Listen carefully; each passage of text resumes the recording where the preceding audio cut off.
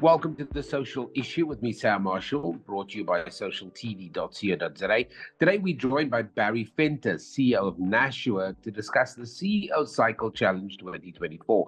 Now, this initiative, in partnership with the South African Hall of Fame, aims to raise funds to empower disadvantaged youth with education and sports opportunities. Now, let's explore how this challenge is set to shape the future of South Africa. Barry, thank you very much for joining us in this social TV podcast.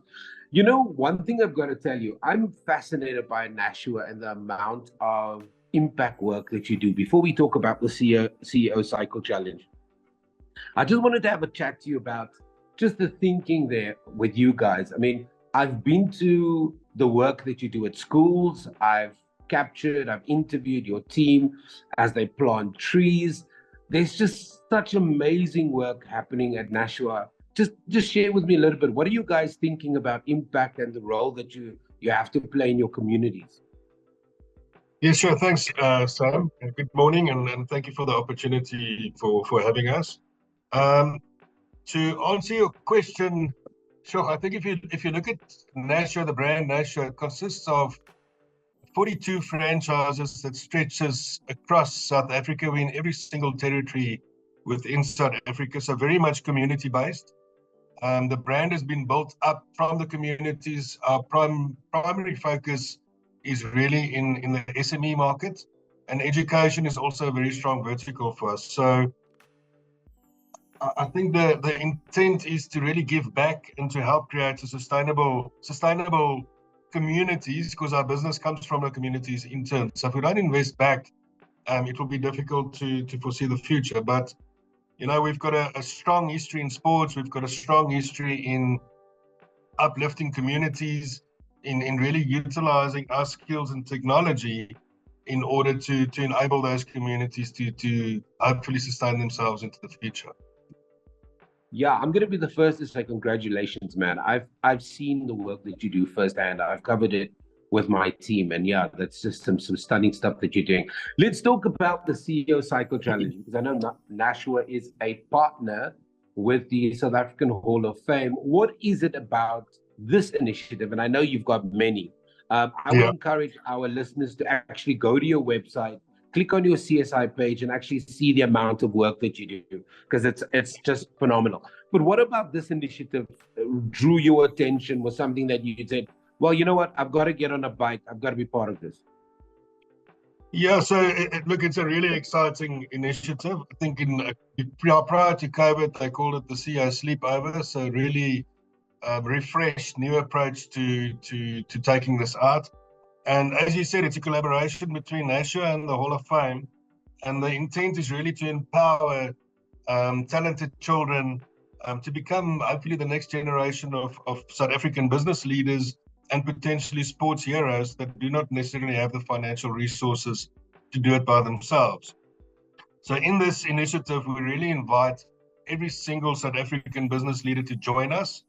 And the purpose is to raise funds in order to create opportunities through bursaries in placing these children into primary or premium schools, to not only receive great coaching and mentoring from a sports perspective, but also to have the academic background. So, you know, only 1% of fantastic sports people at school become professional sports people. So how do you ensure they've got a skill set that they can take to varsity or to market and start selling their skills there further? You know, just to remind people that don't remember the CEO Sleepover, it was really just a bunch of leaders. I think it was for an evening, actually braving the cold, and it happened to be the last time I remember it was a Nelson Mandela Bridge. And yes, that's right. I was one of the journalists that covered it, and it was phenomenal to see the camaraderie, just the leadership, the general companionship of leaders, and kind of immersing themselves in an experience to better understand the challenge and then kind of rise to that. And I'm happy to see that this is a new iteration of that. Yes, for sure. I think it's modernized slightly, something different. But it's always fantastic to look at the feel-good stories, you know, how South African people get together for greater causes in all trying to help setting up a better future for our children. So it's always amazing to see. I'm not going to try and draw the connection between sports, what you do, and the new Minister of Sports. I'm not saying that there's a. I'm not saying for a moment that there's a connection here, but having known Nashua's past and the work that it does, I would say this is kind of normal. This is the normal water you treading. But just talk to me very, very quickly about that focus, because I think for lots of people that will maybe be taken aback at how prolific Nashua is in the corporate social responsibility space. I think sometimes what we see is we see the ads, we see the organization, we see the institution, but we don't really see the work that's happening in the boardroom to change the lives of people. Quickly, if you can, share with me the broader corporate social strategy of Nashua. So I think there's multiple touch points there. I think if you look at our partnerships, very strategic in who we partner with, responsible global OEMs that we partner with. We really, pride ourselves in the quality of service and also being responsible in those services and the products that we provide. But if you look at the social side, Nashua's got the National Children's Charity Foundation, where we take care of just under 15,000 children, where we provide 3 meals a day, their school clothes, their stationery, but also ensuring those homes are secure, safe, and hygienic for these children in order for them to be able to learn and grow and create a future for themselves. Besides that, taking you back in history, 50 years ago, Nashua was the first corporate company that got involved with professional rugby, and at the time we put our logo onto what was known then as Noord-Transvaal, the Blue Bulls today. We got behind people like Baby Jakes, Brian Mitchell, Ernie Els, and today Daniel Bennett as a youngster, a golfer. And these were people that came out of school, so they weren't professional names at the time, and we really walked the journey with them. And there's so many other stories in sports that's it's just phenomenal to hear and to look back on. And after COVID, or just as COVID started, we got involved with super sports schools.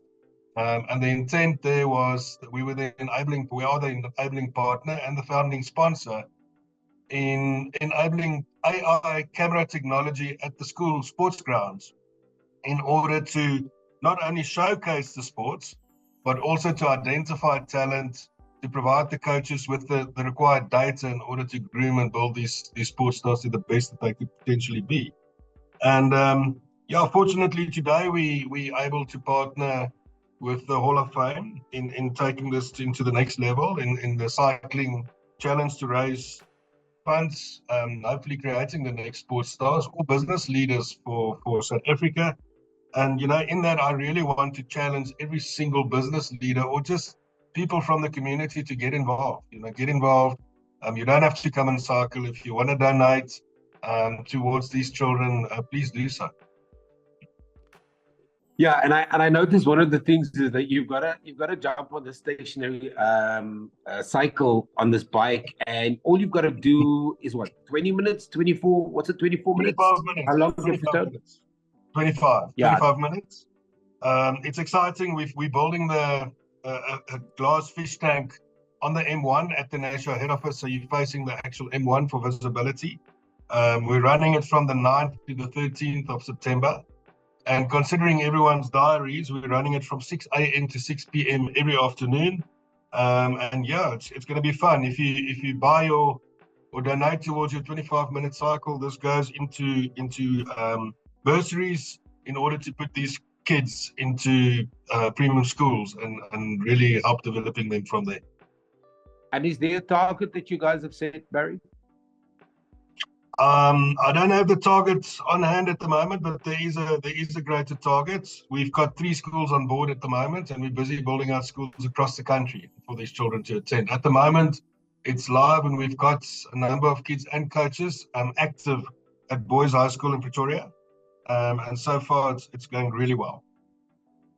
And, just a final kind of question from me and a bit of a statement is that, recently the Minister of Sport was talking about the unifying power of sport and how even in the darkest times for South Africa, we've had our national teams do incredibly well. Is that something that you echo, and sport has the ability then to bring South Africans together? Because we do seem to really like a good challenge, a good game. We seem to come out in our numbers to support these things. For sure. I mean, we see it even in our participation with the schools, not just through the SuperSport schools, but also schools as our customers and as parents next to the school grounds. You know, you can see how sports bring the people together. In terms of professional sports, we've seen it multiple times now, not only in rugby, but cricket, netball, tennis, you name it. All sports are becoming very important for, I think, the social community, and people are really standing together when it comes to that. So I do believe it builds on that camaraderie, and hopefully it will help us into a proper sustainable future. Barry, thank you very much for your time. Really appreciate it.